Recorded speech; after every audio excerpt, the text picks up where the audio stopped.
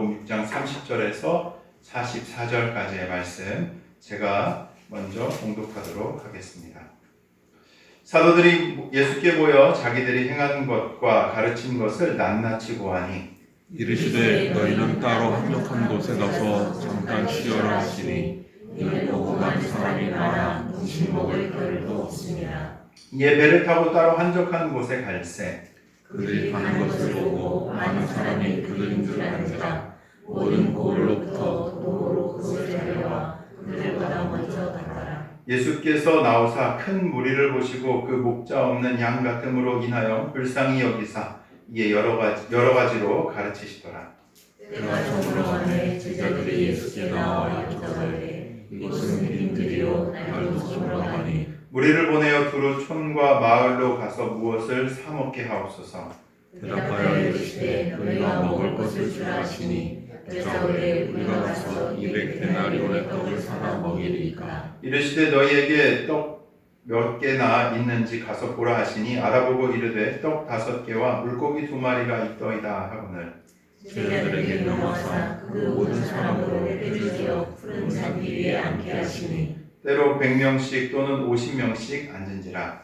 예수께서 떡 5개와 물고기 2마리를 가지사 하늘을 우러러 축사하시고 떡을 떼어 제자들에게 주어 사람들에게 나누어 주게 하시고 또 물고기 2마리도 모든 사람에게 나누시니 다 배불리 먹고 남은 떡 조각과 물고기를 별도 나무에 차에 거두었습니다. 함께 읽겠습니다. 떡을 먹은 자는 남자 5,000명이었더라. 아멘. 우리가 주님 나라의 복을 담는 자들입니다.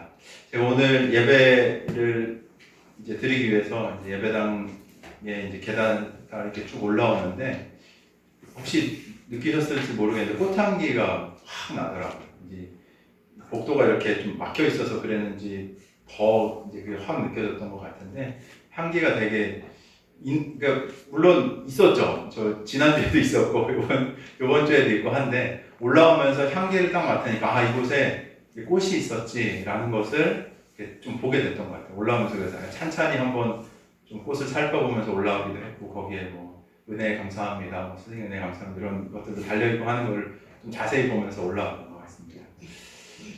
세상에서 그리스도인의 삶도 마찬가지인 것 같아요. 그냥 우리가 있는 듯 없는 듯 우리는 그냥 일상을 살아가죠. 근데 세상의 사람들이 우리를 보고 무엇을 느껴야 하냐면 우리에게서 나오는 독특한 향기를 느껴야 합니다. 그래서 이 사람들이 그리스도인들이구나 라는 것을 발견할 수 있는 삶을 살아가는 것이 바로 누구라고요? 믿는 이들, 그리스도인들이라는 것이죠. 우리가 세상에 예수님 말씀하시죠. 빛과 소금이다 라고 예수님 말씀하시는데 중요한 거예요. 그게 세상에서 빛, 이 어둠이 가득한 세상에서 불이 하나 탁 켜진다면 어떻겠습니까? 저기에 빛이 있구나라는 것이 너무나도 명확하게 드러나죠. 이 맛없는 세상, 자신의 욕망과 욕구로 가득 찬 이 세상에서 누군가가 다른 맛을 낸다면, 누군가가 정말 이게 사람 사는 거야, 이게 하나님이 원하시는 삶이야 라는 맛을 낸다면 어떻겠습니까? 대번에 아는 거예요. 저게 진짜 우리가 추구해야 될 삶이구나. 저게 진짜 사람 사는 맛이구나 라는 것을 알게 된다는 것이죠. 그리스도인이 바로 이런 삶으로 부름받은 자들인 줄로 믿으시길 바랍니다. 저와 여러분이 이런 삶을 살아내야 하는 거죠. 우리가 일상을 살아가면서 그냥 그저 그런 삶으로 부름받은 자들이 아니라 매 순간 하나님의 빛을 드러내며 주의 선한 빛을 비추이며 또한 맛없는 이 땅에 자신의 욕망만으로 가득한 이 땅에 하나님의 맛을 내는 자로, 하나님이 어떻게 우리를 살아가라고 말씀하신 것을 드러내는 자로 저와 여러분들이 살아가시길 주의 이름으로 축원합니다. 매일마다, 매 순간마다 하나님께서 우리를 이 놀라운 은혜 가운데로 초청하신 것을 경험하며 살아가시길 축복합니다. 지난주 우리가 말씀을 살펴보았을 때 어떤 말씀 살펴보았죠? 다 까먹으셨나요? 네, 저도 맨날 이걸 준비해야 돼서 말씀을 보니까 생생한데 지난주 어떤 말씀 우리가 함께 좀 살펴봤죠? 세례 요한. 네, 맞아요. 세례 요한이 이제 순교당하는 장면이 들어가 있는 내용도 좀 살펴봤습니다. 근데 그거 말씀드리면서 무슨 구조라고 좀 제가 말씀드렸죠? 이것도 기억하시나요? 이야기 속의 이야기. 이야기 속의 이야기. 그죠? 이 샌드위치처럼 이 중간에, 그러니까 13절하고 오늘 본문을 딱 이어서 읽으면 전혀 위화감이 없어요. 그냥 쭉 읽혀지는 본문이에요. 근데 굳이 그 중간에 이 세례 요한이 순교당한 내용이 기록되어져 있다라고 말씀을 드렸습니다. 그게 또 이 샌드위치 구조다라고 말씀을 드렸죠. 이 구조는 어떤 때 사용하는가 하면 지난주에도 말씀드렸어요. 이 주제가 서로 다른 이야기지만 그 주제가 서로 어떻게 돼 있을 때 사용한다고요? 연관되어져 있을 때 이 샌드위치 구조의 이야기를 사용한다고 말씀드렸습니다. 제자들의 전도행 사역은 매우 성공적이었어요. 하지만 그 성공적인 사역이 전부가 아니라 세례 요한의 순교 이야기를 그 중간에 함께 봐야 정말로 이 말씀이 우리에게 전달하고자 하는 내용들이 깨달아진다라는 내용들을 지난주에 말씀드렸죠. 지난주에 강조하면서 말씀드렸지만 무슨 말인가 하면 하나님의 나라의 사역에는 반드시 무엇이 필요한가 하면 수고, 헌신, 심지어는 순교, 피 흘림까지 필요하다라고 말씀드렸습니다. 하나님 나라의 사역에는 누군가의 수고가 뒤따르는 거예요. 우리가 이렇게 드리는 예배에도 수고, 헌신이 있을까요? 없을까요? 있어요. 저희는 은혜를 누리는 자예요. 아세요? 이 좋은 건물에서 저희가 하나도 준비하지 않은 이 방송 시스템과 좋은 의자와 피아노와 이 좋은 공간에서 예배할 수 있는 거 우리의 헌신입니까? 아니에요. 우리는 은혜의 지금 수혜자인 거예요. 누군가가 하나님의 나라를 위해서 수고하고 헌신했기 때문에 그 은혜를 지금 우리도 누린다는 것이죠. 그렇듯 우리의 삶도 주의 나라를 위해서 마땅히 지불해야 되는 값이 있다라는 겁니다. 세례요한처럼 순교하는 것은 아니더라도 헌신과 수고와 자기 포기가 있어야지 하나님의 나라의 사역은 든든하게 세워져 갈 수 있는 것이죠. 하나님 나라의 확장은, 이 나라의 사역은 기본적으로 내려놓음이라는 중요한 결단을 우리에게 요구하여. 예수님 하신 말씀 기억하십니까? 예수님이 누구든지 나를 따라오려거든 뭐라고 얘기하시죠? 자기를 부인하고 자기 십자가를 지고 나를 따라와라 라고 예수님 말씀하시죠. 이 말인즉슨 제가 서두에서도 말씀드렸지만 하나님의 나라의 백성으로 살기 위해서는 우리 자신의 자기중심적인 삶을 포기하면서 따라와야 된다라고 예수님 말씀하시는 거예요. 세상 모든 사람들은 자기중심적인 삶을 살아갑니다.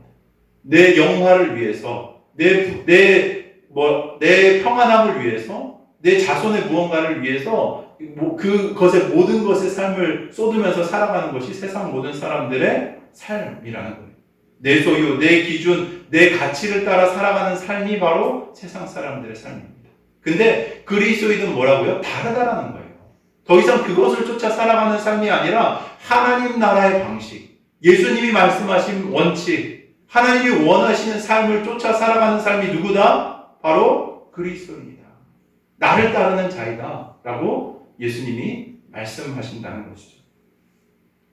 하나님 나라의 원리와 가치를 위해서 내 것을 포기하는 거예요. 내 기준을 포기하는 겁니다. 내가 그동안 인생이 이것이다, 이것이 전부이다라고 생각했던 그 기준을 내려놓고 영원한 하나님 나라의 가치를 붙잡고 살아가는 삶이 바로 진정한 그리스도인의 삶. 예수님이 말씀하신 나를 따르는 삶, 십자가를 지고 나를 따라오는 나의 참된 제자의 삶이라고 말씀하고 있는 것입니다. 저와 여러분이 이 교훈을 꼭 잊지 않았으면 좋겠어요. 그냥 안락함만이 있다라고 말씀드리지 않습니다. 내 복만을 위해서 살아가는 믿음을 갖는 것, 그건 잘못된 신앙이에요. 하나님이 절대로 우리를 그렇게 인도하시지 않습니다. 재밌어요. 내려놓게 하세요. 진짜로 저는 기억하거든요. 처음 주님께 헌신했던 그때부터 기도가 어떻게 바뀌어왔는지를 한번 묵상하거나 이럴 때 곰곰이 생각해보면 기도가 그때 그 기도를 한 게 실수였어요. 실수는 아니지. 네. 근데 하나님이 그때 감동을 주셔서 그 고백을 하게 하세요. 그리고 실제로 그것을 내가 말한 대로, 그 하나님의 뜻대로 내가 고백한 대로 이루어 가시는 거예요. 안 그랬으면 내 이기적인 기도만 계속 주님께 드렸을 거예요. 하나님 이거 해주세요. 저거 해주세요. 이렇게 살게 해주세요. 이거 이루면서 살게 해주세요. 라는 편협하고 이기적인 기도만을 드리며 살아왔을 거예요. 근데 주님이 그렇게 두지 않으시더라고요. 주님 앞에 나와서 기도하고 말씀 듣고 묵상하며 정말 제가 주님 따르기 원합니다. 라는 그 작은 기도 하나를 받으시고 사용하셔서 변화시켜 나가시는 일들이 저에게만 있겠습니까? 아니에요. 모든 그리스도인의 삶에 하나님이 그렇게 역사하시는 줄로 믿으시길 바랍니다. 바뀌셔야 돼요. 이기적인 삶에서 정말 주님이 원하시는 하나님 나라의 백성다운 맛을 내는 삶으로 우리 인생이 변화되어 가야 하는 것이죠. 저와 여러분이 참된 하나님 나라의 백성으로 사는 은혜가 충만하게 임하기를 주의 이름으로 간절히 축원합니다. 오늘 본문의 시작을 보면 30절 한번 같이 읽어볼까요? 시작. 사도들이 예수께 모여 자기들이 행한 것과 가르친 것을 낱낱이 보아니. 네, 보면 사도들 이게 내용은 보면은 13절에서 딱 이어지는 내용이에요. 그죠? 지난주 내용 13절에서 그냥 30절이 자연스럽게 이어집니다. 보면은 이 제자들이 예수님의 말씀에 순종해서 전도여행을 잘 마치고 지금 돌아오는 장면을 우리가 방금 읽었습니다. 예수님께서는 그 돌아온 제자들을 잘 맞아주시죠. 이 돌아온 제자들의 모습을 보면 이 흥분해서 돌아온 것을 좀 확인해 볼 수 있어요. 보면 30절에 뭐라고 어떻게 예수님께 얘기하고 있죠? 낱낱이라는 단어를 좀 보셔야 돼요. 그러니까 하나도 빼놓음없이 자기가 했던 일들을 낱낱이 예수님께 고하고 있는 겁니다. 그러니까 한번 이 상황을 생각해 보세요. 예수님 순종하신 대로 둘둘이 떠나서 지역을 쭉 돌아서 말씀하신 것에 따라서 막 말씀도 가르치고 예수님 하나님의 나라를 전했더니 놀라운 일이 일어난 거예요. 하나님 나라의 권능을 직접 경험하고 목격했기 때문에 이 감동을 가지고 지금 돌아온 겁니다. 얼마나 감격하고 흥분했겠어요. 예수님의 말씀에 순종해서 복음을 전했더니 귀신이 떠나가고 상한 자가 낫고 병이 치유되고 막 하나님 나라가 임하는 것을 봤던 것이죠. 아마 쉽게 말로도 설명할 수 없어서 더 말이 덕지덕지 붙었을지도 모르겠어요. 그렇기에 그들이 돌아와서 자신들의 스승에게 돌아와서 다시 한번 그 감격을, 놀라움을 어떻게 해요? 낱낱이 구했던 것입니다.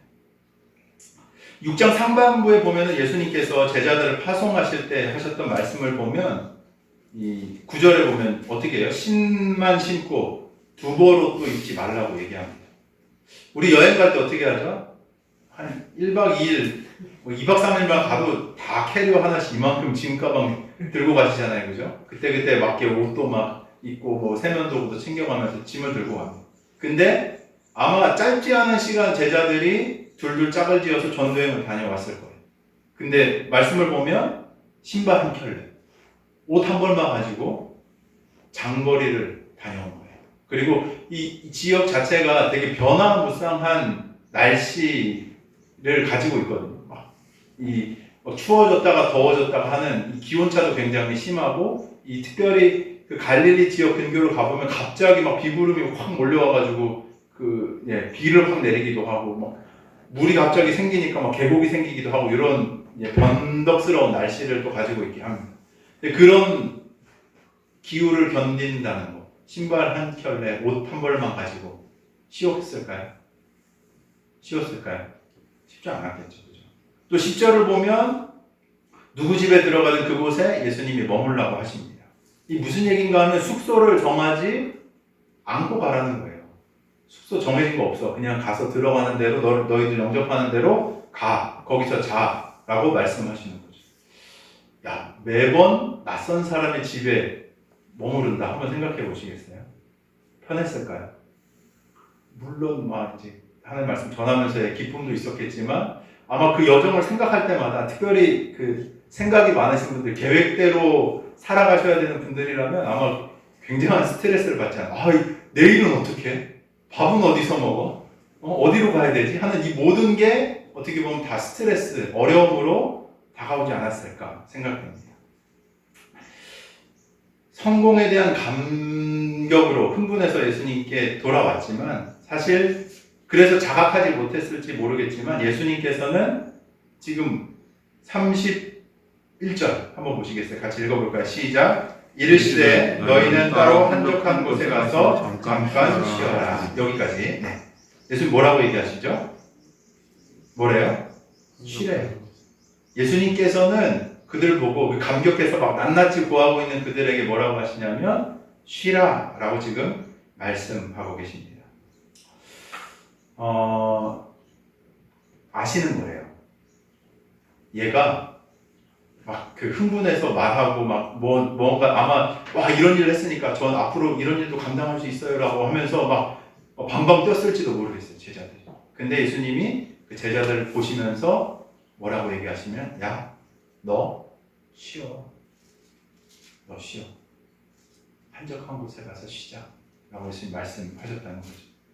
이 제자들의 실제적인 필요를 예수님께서는 지금 꿰뚫어 보시는 겁니다. 그들에게 쉼이 필요한 상태임을 알려주시는 거죠. 우리도 좀 마찬가지인 것 같아요. 이 세상을 살아가다 보면 특별히 한국에서의 삶은 바쁨의 영이 있습니다. 바쁨의 영. 제가 더 많이 요즘 느끼고 있는 것 같은데, 제가 그 몇 년 동안 미국에서 이제 유학 생활을 좀 했거든요. 이제 공부하면서 이제 학위 받기 위해서 이제 갔는데, 한국 오자마자 느낀 게 있어요. 이제 한국 사람이 거기에 있으면 또 안 그래요. 그냥 되게 좀 그 나라의 분위기에 맞춰서 살아가게 되고, 되게 좀 여유로워지고, 뭐 좀 시간을 좀 여유 있게 사용하고, 이제 그런 부분들이 있는데, 한국에 들어오자마자 제가 느꼈던 것 중에 한 가지가 공항에서부터 사람들의 발이 빨라진다. 굉장히 무슨 축지법을 쓰는 것도 아닌데 막 뛰어다녀요. 그냥 물론 뭐 비행기에 늦어서 그런 걸 수도 있겠지만 아니 그게 아니라 공항에 도착하면서부터 어떻게 해요? 줄 빨리 서야지. 줄 빨리 서서 빨리 나가야지. 빨리 서가지고 빨리 버스 타야지. 그러니까 뭐 누가 시킨 것도 아닌데 그냥 그 빨리빨리의 어떤 그런 게 되게 몸에 젖어 있는 것 같은 걸 보게 됐던 거죠. 아마 제가 그 다른 환경에서 잠깐 있다가 들어와서 더 그게 좀 돋보이게 보였던 건지도 모르겠어요. 바쁘게 세상에 휩쓸려 살아가다 보면은 우리의 그 영적인 상태, 내면의 상태를 우리가 잘 깨닫지 못하는 때가 참 많아요. 근데 오늘 본문에서 보면 그 방방 뛰던 제자들에게 예수님 뭐라고 하시냐면 야, 너 지금 쉬어야 할 때야. 나랑 같이 한적한 곳으로 가서 쉬자 라고 예수님이 말씀하신다는 거죠. 주님이 우리의 상태를 가장 잘 아시는 분이십니다. 믿으십니까? 사람들 그런 얘기 하잖아요. 내가 날 제일 잘 알지. 아닐걸요? 내가 날 잘 모르더라고요. 그죠? 그냥 분위기에 휩쓸려서, 상황에 휩쓸려서, 그냥 일에 휩쓸려서 살아가다 보면은 어떻게 사는지도 모르게 이렇게 넘어가는 시간들이 참 많은 것 같습니다. 근데 누가 우리를 가장 잘 아시는가 하면 누구요? 우리 주님, 예수님이 우리를 가장 잘 아신다는 거죠. 그리고 주님은 뭐라고 하시냐면 절대 오해하시면 안 되는 게 교회에서 물론 우리 교회는 좀 여유가 있는 것 같긴 하지만 막 책찍질하면서 야 이거 해야지 저거 해야지 이거 나와야지 저거 해야지 라고 하나님이 우리를 채찍질하시는 분이 아니라는 걸 꼭 말씀드리고 싶어요. 주님이 가장 먼저 우리에게 요청하시는 게 뭔지 아세요? 그분과 우리의 만남이에요. 만남. 주님을 일로서 만나는 게 아니에요. 물론 예배의 중요한 자리에 우리가 나오는 것은 필수적입니다. 근데 그게 일로서 나오는 게 아니라 하나님이 부르시는 초청에 하나님과의 만남에 자리 가운데로 우리가 나아온다라는 거예요. 예배는 행위가 아니에요. 우리가 드리는 것, 주님과의 만남의 시간, 주님이 우리를 부르시는 자리, 그런 거죠. 그래서 주님이 우리를 먼저 부르세요. 만남의 자리. 그리고 우리의 영적인 상태가 어떠한지를 주님께서 말씀하신다는 것이죠. 여러분, 주님의 음성 들으신 지 얼마나 되셨습니까? 날마다 듣고 계신가요? 날마다 그분과 동행하고 계십니까? 아니세요? 아멘 하셔야 되는데 아멘 아무도 안 하시네. 네. 날마다 주님과 동행하고 계십니까? 네. 주님 우리 안에 계시잖아요. 근데 우리 안에 계신 주님이 말씀하실 수 있도록 여러분이 무엇을 내어드려야 하는가? 시간을 내어드려야 돼요. 공간을 내어드려야 돼요. 하나님의 말씀 앞으로 나아가서 머무르는 그 때를 주님께 드려야 하는 거예요. 아까 처음에 세례 요한의 이 헌신과 수고 말씀드렸지만 내 생각대로 살면요, 내 원하는 시간대로, 시간조차도 내 마음대로 쓰는 거예요. 하나님 뭘 요청하시냐면 뭘 내놓으라고요? 시간이요. 당신을 만날 그 시간, 그 묵상의 시간, 기도할 시간, 하나님이 그것을 우리에게 요청하신다는 거예요. 여러분, 주의 말씀에 순종하시기를 축복합니다. 아침마다 우리 날마다 주의 음성 들으면서 살아가는 자들이 돼야 돼요. 아침마다 묵상할 때마다 하나님, 이 말씀을 통해서 저에게 깨닫게 하시고자 하는 것이 무엇입니까? 하나님, 저에게 말씀하시고자 하는 것이 무엇입니까? 제가 듣기 원합니다.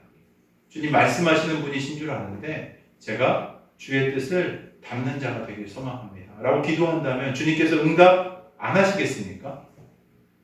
응답하실까요? 안 하실까요? 하십니다. 하십니다. 안 하시는 분이 아니에요. 지금도 살아계셔서 그분의 백성들 가운데 계시하시고 말씀하시고 역사하시는 분이 바로 우리 살아계신 주님이신 줄로 믿으시기 바랍니다. 그래서 우리가 날마다 인도함을 받으며 살아가는 거예요. 때때로는 주님이 우리를 달려가라고 할 때도 있어요. 야, 너 지금은 더 힘내서 달려야 될 때야. 지금 넘어지면 안 돼. 왜냐하면 이때는 달려야 하는 시기이기 때문에 내가 너를 알기에 이때는 더 열심을 가지고 달려가야 할 때야 라고 말씀하실 수도 있어요. 또 어떤 때는 누구누구야, 지금은 잠시 나와 시간을 가지자. 너와 함께 내 말을 듣고 내 음성 가운데서 쉼을 얻자 라고 주님이 말씀하실 수도 있다는 거죠. 너무나도 중요해요. 우리의 삶이 날마다 주의 음성 듣고 그 음성 따라 살아가는 삶 되시기를 축복합니다. 제자들도 지금 보면은 예수님도 제자들이 돌아와서 예수님을 만났는데 이게 제자들만 사역하고 온 게 아니에요. 사실은 예수님도 뭐 하셨을까요? 네, 쉬지 않고 그분의 나라를 전하시고 또 가르치셨던 것 같아요. 제자들도 예수님도 쉬어야 되는 상황인데 지금 상황을 보니까 그렇게 쉬는 것도 쉽지 않아 보여요. 왜냐하면 사람들이 막 이제 예수님의 소문이 퍼지기 시작하니까 어떻게 하냐면 막 몰려들기 시작합니다. 그리고 제자들도 놀라운 하나님의 나라 일들을 했잖아요. 그죠? 그러니까 제자들을 봐서라도 또 사람들이 몰려올까요? 안 몰려올까요? 당연히 더 많이 몰려오겠죠. 그래서 어떻게 하냐면 보면 32절에 보면 어떻게 하시죠? 이에 배를 타고 어떻게 해요? 따로 한적한 곳으로 배 타고 이렇게 쭉 가십니다. 근데 저는 이거 보면 묵상하면서 되게 신기하기도 하고 놀라웠는데 33절 보면은 그들이 배 타고 이렇게 가시는 것을 보고 많은 사람들이 저기 예수님과 제자들이 가는구나 라는 것을 알고 어떻게 하냐면 모든 고을로부터 뭐요? 도보로. 배가 빠를까요? 걸어가는 게 빠를까요? 어떻게 생각하세요? 배가 당연히 빠르죠. 이렇게 바람 잘 받으면은 배가 쑥 하고 밀려간단 말이에요. 근데 사람들이 어떻게 하냐면 배 타고 가는 예수님과 제자들을 보고 나서 막 뛰기 시작하는 거예요. 근데 막 사람들 뛰니까 야 뭐야 무슨 일이야 하고 보니까 저기 그 나사렛에서 온 선지자 그리고 그 제자들이 저쪽으로 가네. 저기 따라가고 있어 하니까 마을에서도 막 사람들이 나와가지고 막 몰려서 가는 거예요. 근데 배가 도착한 것보다 어떻게 해요? 더 먼저 예수님 앞서서 그들이 도착했다라고 말씀이 기록하고 있습니다. 얼마나 이 사람들이 열심히 또 간절하게 예수님을 그들이 찾아왔는지를 확인할 수 있는 대목인 거죠. 이런 그들을 보고 예수님은 어떤 마음이셨을까? 예수님의 속내가 34절에 기록되고 있는데 이것도 같이 한번 좀 읽어볼게요. 시작. 예수께서 나오사 큰 무리를 보시고 그 목자 없는 양 같음으로 인하여 불쌍히 여기사 이에 여러 가지로 가르치시니. 보면 수많은 인파가 예수님께 몰려들었습니다. 예수님께서 그들을 이렇게 보시는 거예요. 모인 인파들을 쭉 살펴보십니다. 그리고 그들의 처지가 보이는 거예요. 아까 제자들을 보셨을 때도 그들이 어떤 상황에 있었는지를 보셨던 것처럼 이들을 쭉 예수님이 살펴보시는데 보이는 거예요. 어떤 상황처럼 보이는가 하면 목자 없는 양같이 방황하면서 갈 길을 몰라서 이 세상에 치여 살아가는 자들의 이 안타까움, 그것을 그들의 내면을, 그 영혼의 상태들을 보셨던 거죠. 이 34절에 보면 예수님이 그들을 어떻게 보시는가 하면 불쌍히 여기신다라고 기록합니다. 아마 이거 들어보신 분들도 계실 텐데 이 불쌍히 여기다라는 헬라어가 어떤 단어인가 하면 스플랑크니 조마이라는 단어예요. 무슨 뜻을 가지고 있냐면 이 사람 안에 있는, 몸 안에 있는 장기가 상하여서 아픈 것. 그러니까 막 장에 탈이 나가지고 장에 막 뭐 어떤 병이 나서 아픈 것처럼 그 아픈 것을 뜻할 때 이런 걸 사용합니다. 그러니까 그런 깊은 곳에서 우러나오는 이 동정심, 그 연민 같은 거, 그런 아픔을 동반한 연민과 동정심을 뜻할 때 이 단어를 사용하는 거죠. 예수님께서는 그 모인 자들, 자기를 보기 위해서 막 온 마을에서 뛰어온 사람들을 보시면서 내면 깊숙이 저려오는 가슴 아리고 고통과 비슷한 그 긍휼로서 그들을 바라보셨던 거죠.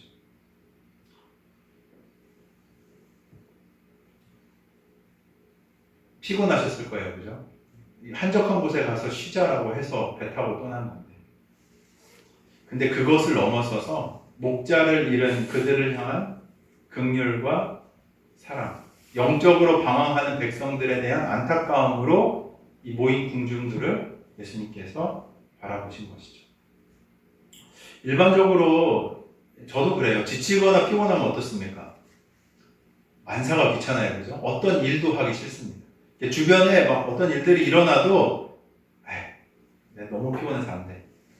이거는 그냥 패스 하는 게, 지나쳐 버리는 게 우리네들의 어떻게 보면 일반적인 반응인 거죠. 지쳐있는 사람들에게 호의를 바라는 것도 어려운 일입니다. 근데 오늘 말씀에서 보면 예수님은 어떤 분이신가 하면 그런 분이 아니라는 거예요. 어떤 때라도 자신들의 백성의 목마름이 무엇인지를 아시며 그들을 긍휼로, 자비로, 사랑으로 바라보시는 분이 바로 누구이시다?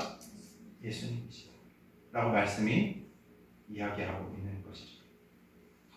예수님의 돌봄은 그냥 그 연민을 가지는 것으로만 그치지 않습니다. 안타까워하시는 것으로 그치는 게 아니라 그들을 어떻게 하시냐면 이제 가르치시기 시작해요. 방황하는 영혼들에게 무엇이 참 길인지, 어떻게 사는 게 하나님이 우리에게 원하시는 삶인지를 가르치시기 시작하는 거죠. 그리고 그들을 치유하고 회복하시는 일들을 행하십니다. 이거 근데 사실 구약에 예견된 일이었어요. 요 내용, 그 자체가. 에스겔서 34장 11절에서 14절 말씀을 보면 나중에 한번 찾아보세요. 제가 읽어드릴게요. 에스겔서 34장 11절에서 14절을 보면 이렇게 기록되어 있어요.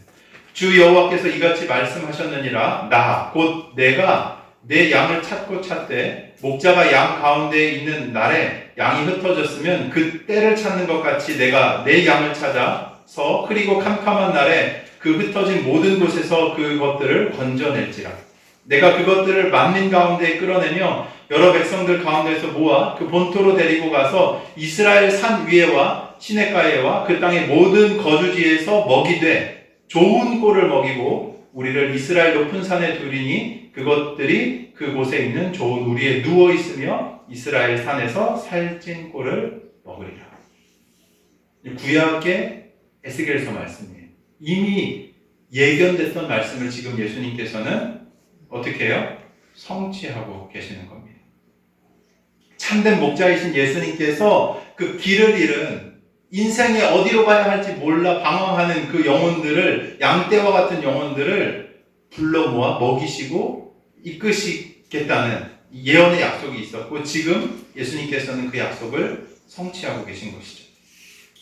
예수님의 가르침이 계속 이어집니다. 그들에게 하나님 나라의 삶과 방식을 가르치셨죠. 듣는 그들도 놀라운 하나님 나라의 가르침에 아마도 감탄하고 끌렸던 모양이에요. 아무도 자리를 떠나지 않습니다. 그렇게 말씀을 듣다 보니 어떻게 되는가 하면 어느덧 날이 저물어갑니다. 이 한적한 곳으로 피하셨다고 했잖아요. 그 한적한 곳으로 피하신 예수님을 그 사람들이 쫓아갔기 때문에 그 인파가 모여있는 곳은 어떤 곳일까요? 한적한 곳이겠죠. 그죠? 음식을 구할 만한 장소가 아니었음이 분명합니다. 그렇기에 지금 이 상황을 딱 돌아가는 판도를 보니까 제자들이 예수님께 요청하죠. 36절 말씀 한번 볼까요? 함께 읽겠습니다. 시작.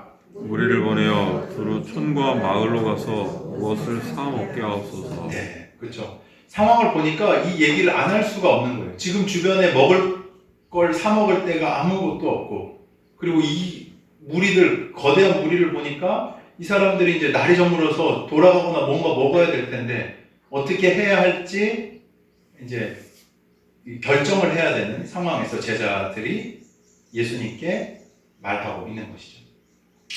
이 제자가 이렇게 얘기한 거는 생각해보면 어때요? 매우 타당해요. 그죠? 합리적이고 매우 타당한 제안입니다. 수많은 무리가 있었던 그 현장이 말 그대로 그냥 빈 들이었거든요. 근데 예수님께서 그 제자들이 그렇게 얘기한 것에 대해서 이렇게 말씀하시죠. 37절 보면 대답하여 이르시되 뭐요? 너희가 먹을 것을 주라 라고 얘기하십니다. 근데 제자들은 되게 타당하게 합리적으로 이제 이성적으로 생각해서 얘기했는데 예수님의 대답을 생각해 보면 어때요? 말이 되는 얘기인가요? 아니요. 제자 몇 명이죠? 12명이에요. 그죠? 12명이 지금 얘기하시는 거예요. 너희가 먹을 것을 줘라. 수많은 무리가 지금 있는 거예요. 12명이 막 짐을 바리바리 들고 쌓았나? 아니, 그래도 안 될 거예요. 그죠? 12명이 뭐 짐을 지고 챙겨와봤자. 아니잖아요, 그게. 그러니까 이미 전도여행을 마치고 막 돌아온 참이에요. 뭐 음식을 뭐 챙겨가지고 막 이렇게 뭐 왔을 리가 없잖아요. 그리고 막 그들이 설사 음식을 갖고 왔다고 해도 수많은 사람들 먹이기에는 턱없이 부족한 양이었을 거예요. 근데 예수님께서는 뭐라고 얘기하시냐면 너희가 먹을 것을 줘라 라고 말씀하시는 거죠. 왜 이런 말씀하신 걸까요? 이유가 있지 않겠습니까? 이 상식적이지 않은 말을 예수님께서 지금 하신 거잖아요. 왜 그렇게 하신 것 같아요? 일반적으로 생각해 볼 때 이건 도저히 불가능한 말씀이죠. 근데 예수님이 그것을 제자들에게 지금 말씀하고 계신 겁니다. 이 제안은 제자들을 다시 일깨우시기 위한 말씀이었어요. 뭐라고요? 막 흥분해서 돌아온 그 제자들이 지금 이 상황에서 되게 합리적으로 딱 또 돌아왔잖아요. 야, 이 사람들 어떻게 먹게 해요? 이거 빨리 어떻게든 보내든지 해야 되는데 있으면 어떻게 하실 거예요? 라고 얘기하잖아요. 근데 이 제자들을 다시 일깨우시기 위한 질문을 그들에게 던지신 거죠. 막 그 하나님 나라의 그 놀라운 승전보를 가지고 예수님께 돌아와서 막 낱낱이 고했는데 근데 그게 다가 아니라는 거예요.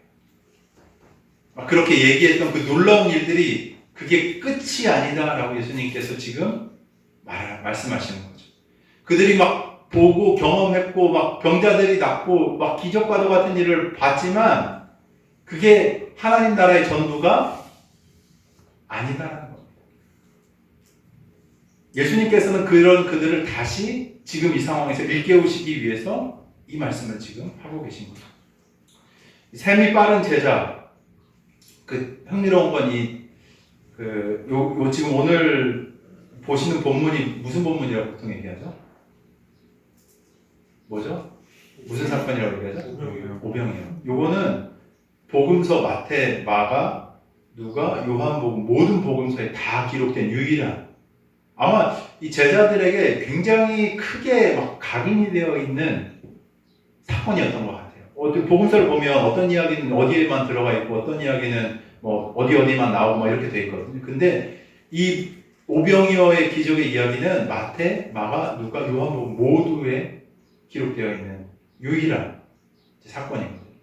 아마 굉장히 이때의 사건이 또렷하고 명확하게 제자들의 뇌리에 이제 박혀 있었던 것 같아요.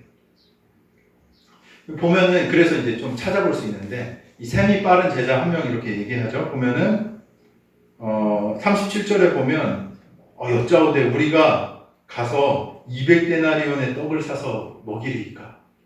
라고 얘기하잖아요. 딱 봐도 이게 집사님, 홍수님 보시면 딱 답이 나올지 모르겠는데 식수를 딱 봐도 이게 딱 답이 나오는 거예요. 딱 이 정도 하면 되겠다라고 수가 딱 나오는 거죠. 근데 이 사람 누군가 하면 요한복음을 보면 빌립이라고 기록하고 있어요. 빌립. 굉장히 머리가 좋은 사람이에요. 딱 파악할 줄 아는 눈도 있고. 아마 요 얘기를 하고 있는 거죠. 빌립이. 예수님 이 사람을 빌립이 이렇게 얘기하는 거죠. 이 사람들을 먹이기 위해서는 최소한 200데나리온의 돈이 필요합니다. 지금 우리 그 정도 돈도 없을 뿐만 아니라 이 돈이 있다고 한들 이 근처에서 음식을 살 만한 곳도 없는데 어떻게 하라는 말씀일까요? 라고 반문하고 있는 거죠. 200데나리온 하면은 한 성인이 한 8개월 정도? 쉬지 않고 8개월 정도 꾸준하게 일하면 모을 수 있는 굉장히 적지 않은 재정입니다. 큰 재정입니다. 한 2천만 원, 지금으로 치면 한 2, 3천만 원 되지 않을까? 이제 생각을 하는데 적지 않은 재정 딱 봐도 나오는 거죠. 예수님께서 이 빌립의 질문을 받으신 후에 다시 제자들에게 말씀하시죠. 뭐라고 얘기하시냐면 너희에게 떡 몇 개가 있는지 가서 봐라 라고 질문하십니다. 지시하시죠. 다시 돌아서 제자들이 돌고 나서 와서 보니까 뭐냐면 떡 5개와 물고기 2마리밖에 없다고 예수님께 보고를 해요. 요한복음에서 보면은 이 떡은 무슨 떡인가 하면 보리떡이었어요. 그리고 그걸 가지고 있는 게 누구였다고 얘기하는가 하면 아이. 쬐끼맨한 아이. 떡 5개, 요만한 뭉치떡, 보리떡으로 뭉쳐놓은 조그만한 떡 5개, 물고기 2마리. 아이 거죠, 아이 거. 아마 이 작은 아이가 먹을 식사 정도, 도시락 정도 되지 않았을까. 막 그렇게 뛰어가는 와중에서도 자기 아마 엄마가 이 아이의 것을 어떻게든 챙겨와서 그것이 그 자리에 있었는지 모르겠어요. 근데 지금 이 자리에 모인 건 엄청난 사람들이란 말이죠. 무리예요, 무리. 보리떡 5개, 물고기 2마리. 비교해보면 거의 그거는 그냥 없는 거예요. 한 명 아이가 먹어도 족할지 않을지 모르는 되게 보잘것없는 거죠. 없는 거나 마찬가지죠. 그걸 발견해봐요. 그리고 예수님 뭐 하시냐면 무리를 어떻게 하시죠?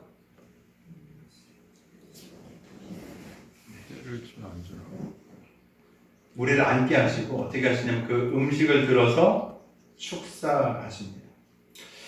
근데 제가 이 본문을 묵상하면서 또 하나 좀 흥미롭게 봤던 것이 이 사복음서를 제가 다 비교하면서 봤거든요. 유일하게 여기에서만 마가복음에서만 그 39절에 좀 다른 내용 기록돼요. 39절 한번 읽어볼까요? 시작. 제자들에게 명하사 그 모든 사람으로 떼를 쥐어 푸른 잔디 위에 앉게 하시니. 네, 보면은 때를 지어서 이제 50명 또는 100명씩 때를 지어서 사람들 앉게 하시는데, 특별히 다른 데도 나중에 찾아보시면 좀 보시겠지만 여기에만 기록된 굳이 안 넣어도 될 것 같지만 넣어놓은 내용이 있어요. 뭐냐면 때를 지어 어디에 앉게 하셨다고요? 푸른 잔디에 앉게 하셨다는 내용이 여기만 기록되어 있어요. 여기에만. 푸른 잔디, 물가, 여기 갈릴리 호숫가거든요. 물가에 푸른 잔디 하면 떠오르는 게 혹시 있으실까요? 양떼가 푸른 잔디와 물가, 초장 이런 거 딱 하면 좀 떠오르는 말씀이 있지 않으십니까? 시편? 조금 전에도 제가 그 말씀 드렸죠. 그 에스겔서 말씀에 목자이신 예수님을 얘기했잖아요. 시편 23편에도 이 내용들이 기록되어 있습니다. 시편 23편 보면은 그 시편 기자가 뭐라고 1절, 2절 이거 다 거의 외우시잖아요. 그죠? 뭐라고 얘기하죠? 여호와는 나의 목자시니 내게 부족함이 없으리로다. 그가 나를 푸른 풀밭에 누이시며 쉴만한 물가로 인도하시느니라.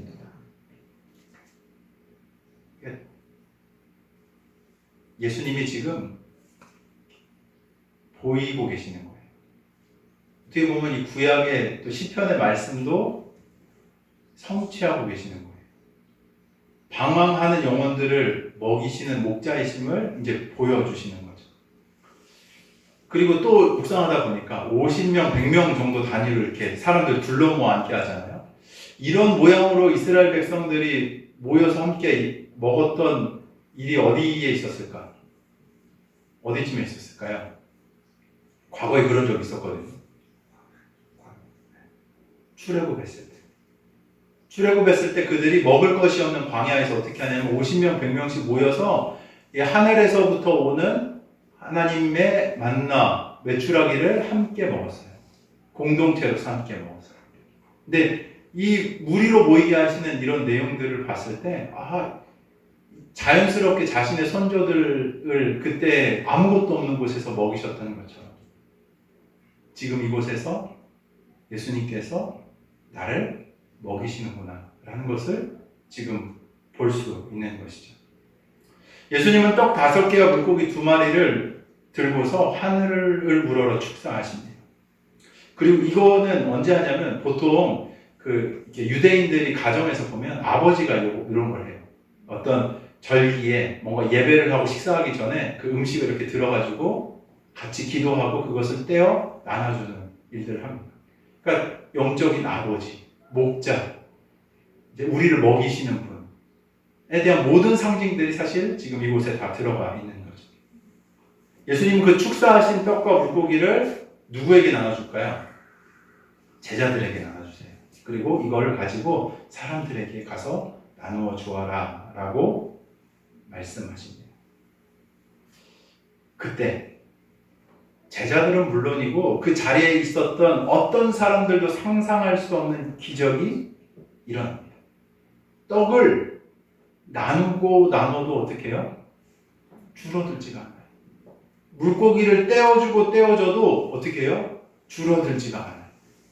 그 모였던 수많은 무리들이 모든 사람들이 배부르게 먹는 일들이 나타납니다. 이 배불리 먹었다라는 원어를 또 살펴봤는데 코르타조라는 단어가 쓰여지거든요. 이건 뭐냐면 충분히 만족했다. 부족함이 없다. 라는 의미를 가지고 있는 단어인 것이죠. 시편 23편이 또 떠오르더라고요. 여호와는 나의 목자시니 내게 부족함이 없으리라. 이 말씀의 성취를 지금 이 자리에서 예수님께서 보여주시는 거죠. 43절 한번 보시면 몇 바구니를 거두었대요? 네. 남은 떡 조각과 물고기가 12바구니에 차게 거두었다라고 말씀합니다. 12바구니, 이것도 뭔가 있어 보이지 않습니까? 12지파, 12제자, 12바구니. 뭐예요? 하나님 나라의 백성, 새로운 나라, 새로운 하나님의 나라를 보여주는 숫자, 하나님의 백성들을 보여주는 숫자가 바로 이 12이라는 거죠. 특별히 누가 이 바구니를 거두어요 지금? 제자들이 거둬요. 하나님 나라를 이 전도여행을 다녀오면서 먼저 맛보고 그 나라를 전했던 제자들이 이 바구니를 거두면서 어땠을까요? 이 바구니를 내가 분명히 떡 5개와 물고기 2마리를 예수님 들고 기도하시는 거 봤는데 지금 이 바구니를 거두면서 어떤 심정이었겠어요? 얼마나 놀라웠겠습니까?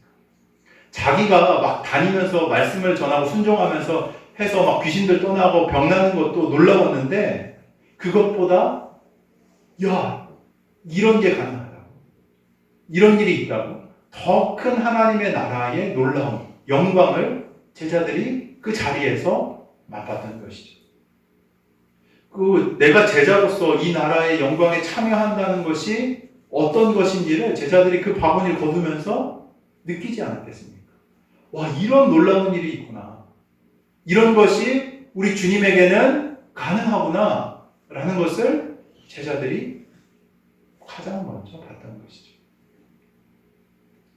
이 44절을 보면 떡을 먹은 남자가 몇 명이래요?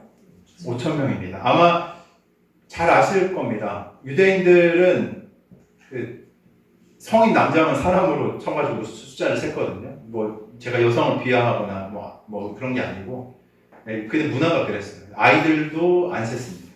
근데 성인 남자가 5,000명이라고 치면은 대략 아무리 적게 잡아도 뭐 10,000명, 15,000명, 뭐 한 20,000명까지도 뭐 넘지 않았을까요?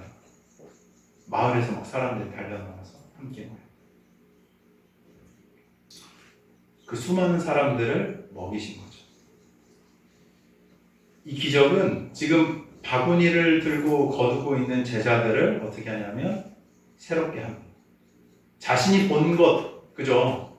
내가 직접 한 거잖아요. 복음을 전하고 하나님 나라를 전했어. 그러면서 막 귀신이 떠나가는 걸 봤어. 근데 이 자신이 본 것으로 한계 지었던 하나님 나라에 대한 개념을 예수님께서는 어떻게 하시냐면 지금 새롭게 하시는 거예요. 갱신하시는 거예요. 계속해서 그 나라의 놀라운 광대함, 영광을 제자들에게 보이시면서 그들을 지금 인도해 가시는 거죠. 저는 저희에게도 이런 일들이 있어야 될 줄 믿습니다. 하나님 나라의 영광, 하나님 나라의 놀라움, 하나님 나라의 광대함.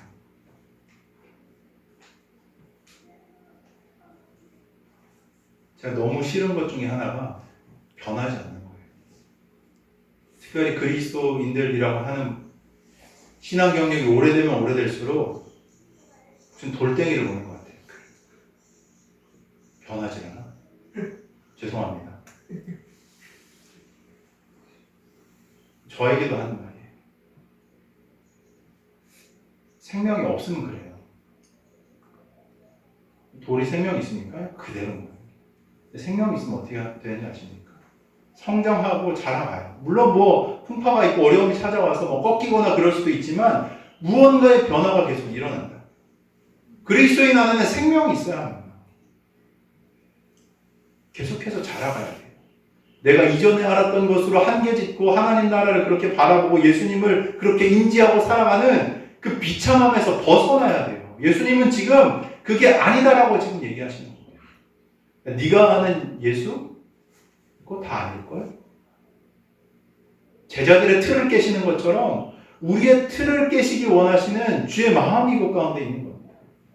여러분, 주님 놀라운 분이세요. 주님 지금도 역사하시는 분이십니다. 살아계셔서 이 땅을 통치하시는 분이세요. 우리가 그런 주님을 안다면 주님을 닮아서 우리는 변화하고 성장하고 자라갈 수밖에 없는 거예요. 이전의 구습에 매여 사는 자가 아니라 새로운 존재로서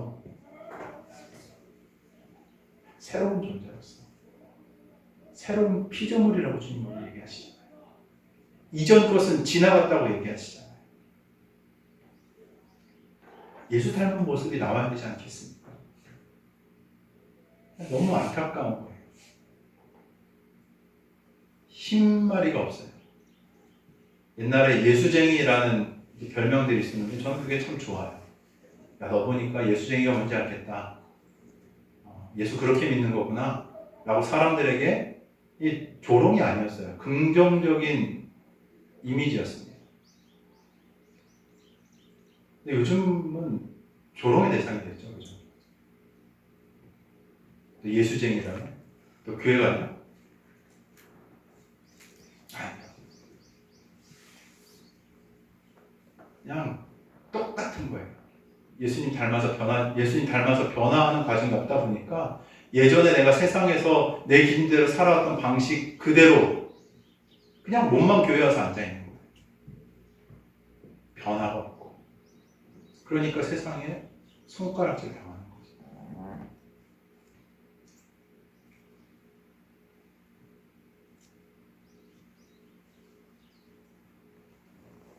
저는 우리 주님께서는 틀을 깨시는 분이라고 믿습니다. 예전에 구습에서 내 죄된 자아에 묶여 살아가는 존재에서 하나님 그 틀을 깨세요.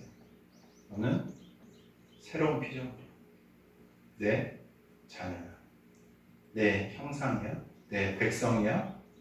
내 소유야. 하고 주님께서는 말씀하신다는 거죠. 우리의 한계를 넘어 영원한 하나님의 나라, 그 영광스러운 나라를 계시하시는 분이 바로 우리 주이십니다. 또한 주님께서는 그 나라의 잔치에 우리를 참여하게 하시죠. 이사야서 53장 6절에 이렇게 기록합니다. 우리는 다 양 같아서 그릇 행하여 각기 제 길로 갔거늘 여호와께서는 우리의 모든 죄악을 그에게 담당시키셨도다. 우리는 살면서 반복적으로 죄의 유혹에 노출되면서 살아갑니다.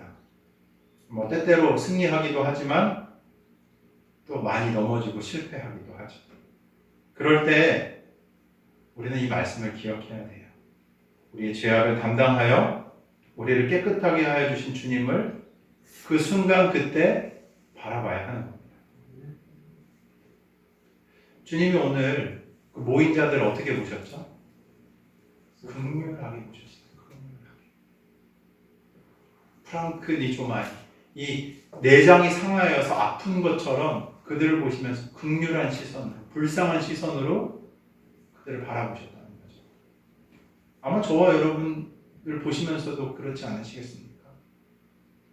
아유, 그래 수고하고 있는 거 알지. 너의 상황은 내가 알지. 그 긍휼함으로 우리를 바라보고 계신다는 거죠. 내가 부족하니까, 내가 죄인이기에 면목이 없어서 나는 못 가겠다 라고 말하는 게 아니라 주님이 나를 그렇게 불쌍히 여기시고 긍휼히 여기시기에 내가 그 은혜를 기억하고 그 은혜를 덧입어 제가 주님께 나아갑니다 라고 고백하면서 주의 품으로 나아가야지 살 길이 열리는 거예요. 그때 새로운 지경이 우리 가운데 허락되는 겁니다. 껍데기로서의 삶이 아니라 진짜 하나님 백성으로의 삶이 그때 허락되는 거예요.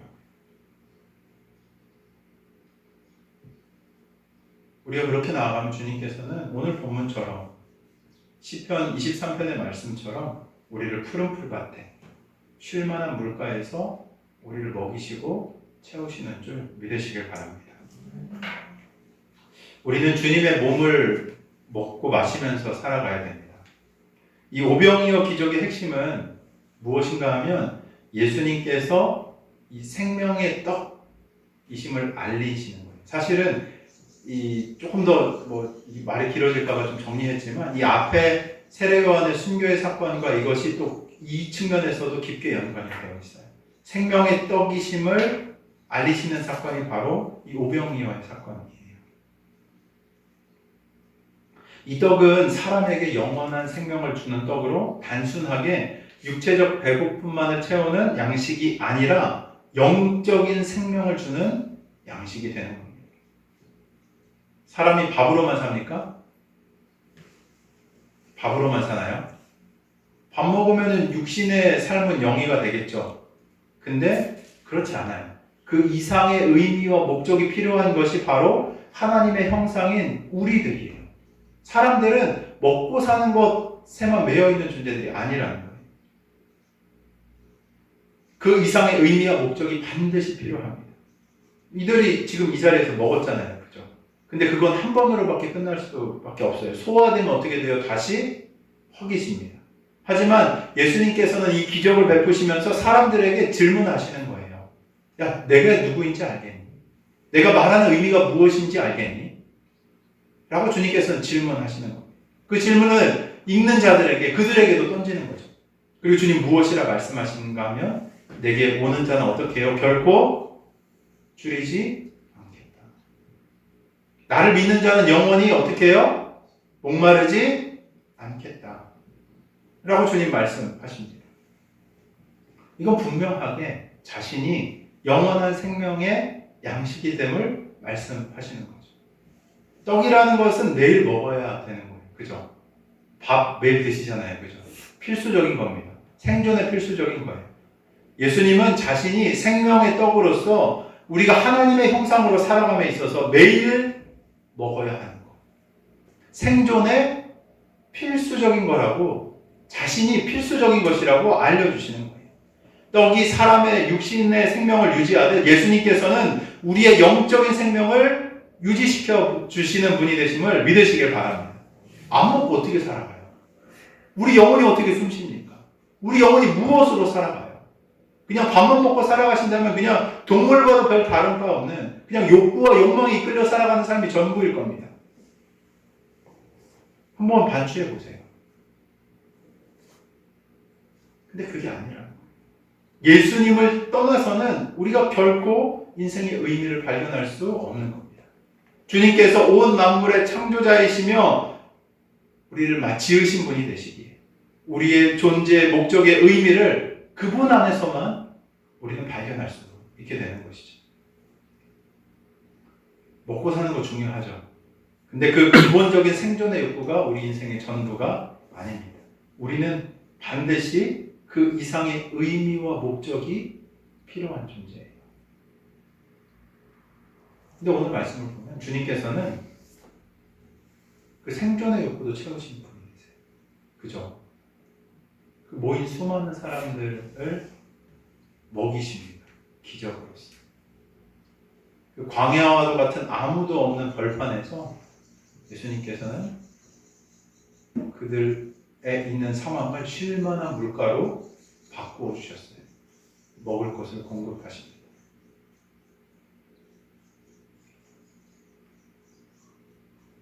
주님 그런 분이세요. 근데 한 가지 더 꼭 말씀드리고 있는 것은 우리의 기도도 신앙의 삶도 그냥 보이는 그죠?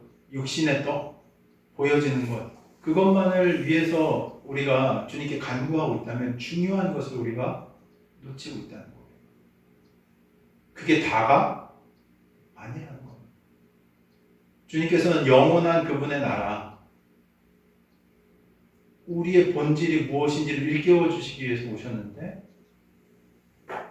우리가 그 보여지는 육신의 떡에만 시선에 팔려서 이 말씀에도 동일하게 나와 있는 거예요. 나중에 자기의 몸을 찢어서 주시거든요. 제자들에게 이것은 내 몸이다 먹어라 라고 얘기하십니다. 그것에 담겨있는 영적인 의미들을 주님은 지금 보여주고 계시는 것이죠. 우리가 먹은 음식이 몸 안에서 분해가 되어서 생명을 유지하듯이 생명의 떡이신 예수님을 믿고 내 안에 모시면 그분의 임재로 그분의 말씀으로 우리 안에 그 참된 생명이 거하게 되는 겁니다. 그것으로 우리가 영적인 여정을 살아가게 되는 것이죠. 저는 우리 민들레교회 성도님들이 잘 사셨으면 좋겠어요. 네, 말씀드렸듯이 복 많이 받아서 나누어주는 삶 사셨으면 좋겠습니다. 근데 그게 목적이 아니라는 거예요. 이해 잘못하시면 아유 내가 복 받아야지. 그게 아니라 주님은 우리의 필요한 것을 당연히 아세요. 당연히 아십니다. 사람이 봐도 아는데 주님이 보시는데 모르겠어요. 당연히 아십니다. 근데 그때 하나님이 정말로 우리에게 말씀하시고자 하는 것이 무엇인지를 우리의 눈이 좀 띄어져서 우리의 귀가 좀 열려져서 듣고 봐야 하는 거예요. 하나님 이때 내가 정말로 구해야 할 것이 무엇입니까? 하나님 지금 내 삶에 정말로 주 앞에 기도하고 간구하면서 주님께 간청해야 할 것이 무엇입니까? 들어야 돼요. 봐야 됩니다.